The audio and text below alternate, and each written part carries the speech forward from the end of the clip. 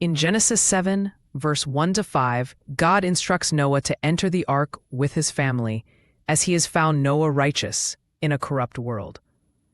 God specifies bringing 7 pairs of clean animals and 1 pair of unclean animals to preserve life.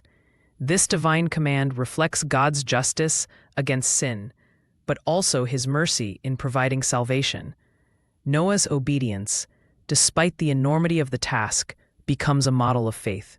Genesis 7:8-9 describes animals miraculously arriving at the ark in pairs, guided by divine instinct. Scientists estimate the ark could hold 35,000 animals if representing biblical kinds baraminology. Clean animals, later used for sacrifice, outnumbered unclean ones 7-1. This gathering showcases God's sovereignty over creation and his meticulous plan to reboot life post-flood. Genesis 7:13-16 records Noah's family, 8 souls total, entering the ark with the animals on the very day the flood began. Jewish tradition names Noah's wife as Naamah and his sons' wives as Emzara, Sedeketalabab, and Adateneses. The precise date, 17th day of 2nd month, 600th year of Noah's life, underscores the historicity of this event in biblical chronology. Genesis 7:16 emphasizes God himself shutting the ark's door, symbolizing both judgment on the outside world and protection for the chosen remnant. Ancient Jewish commentaries suggest this supernatural act prevented others from breaking in. The sealed door marked the point of no return. God's patience had ended. After 120 years of Noah's preaching, 1 Peter 3:20. Genesis 7:11-12 describes the flood starting when the fountains of the great deep burst forth and heaven's windows opened. This suggests both subterranean water sources, aquifers, and atmospheric downpour. Calculations indicate 40 days of such rain could cover Everest if Earth's topography was flatter pre-flood. The deluge marked the first global climate catastrophe. Genesis 7:17-20 records waters rising 15 cubits, 22 feet, above the highest mountains, enough to float the ark over submerged peaks.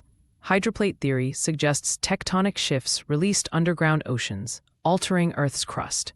Fossil evidence shows marine life atop mountains globally. The rising waters validated Noah's preaching, but sealed humanity's fate outside the ark. The ark's dimensions, 300 by 50 by 30 cubits, gave it stability equivalent to modern cargo ships. Computer simulations show its 6-to-1 length-to-width ratio could weather waves over 100 feet tall. Inside, 3 decks housed animals in climate zones: bottom for waste management, middle for creatures, top for humans. Ancient Babylonian accounts, like the Epic of Gilgamesh, corroborate these details. Genesis 7:21-23 describes total devastation. Every land-dwelling creature outside the ark perished. Geological strata show sudden mass extinction events matching this timeline, 4,300 years ago. Fossil graveyards worldwide contain jumbled land-sea creatures, suggesting rapid burial. This global reset allowed humanity's fresh start through Noah's family, the only survivors. Jesus compared the flood's sudden destruction to his second coming. Matthew 24:37-39. Archaeological evidence suggests pre-flood civilizations were advanced but violent. Sumerian king lists record abnormally long lifespans like Genesis. The flood erased this antediluvian world, preserving only what God deemed righteous. This demonstrates both his intolerance of sin and commitment to redemption. Genesis 7:24 notes the floodwaters remained at peak level for 150 days. Ocean core samples show sedimentation layers consistent with prolonged global flooding. During this time, the ark drifted over the submerged planet as wind currents carried it. Psalm 104:25-26. This period tested Noah's family's faith, confined with animals amidst unrelenting darkness and waves. Genesis 8:1 introduces the turning point. God remembered Noah. This anthropomorphic language signifies divine intervention. God sent a wind to begin evaporation and stabilize the ark's position over future Mount Ararat. The Hebrew verb remembered implies covenant faithfulness, not mere recollection. God actively worked to fulfill his redemption plan through Noah. Genesis 8:3-5 details the waters receding steadily for 150 days.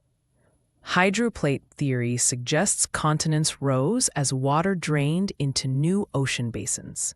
The Ark came to rest on Ararat's mountains, modern Turkey, on the 17th day of the 7th month, exactly 5 lunar months after the flood began.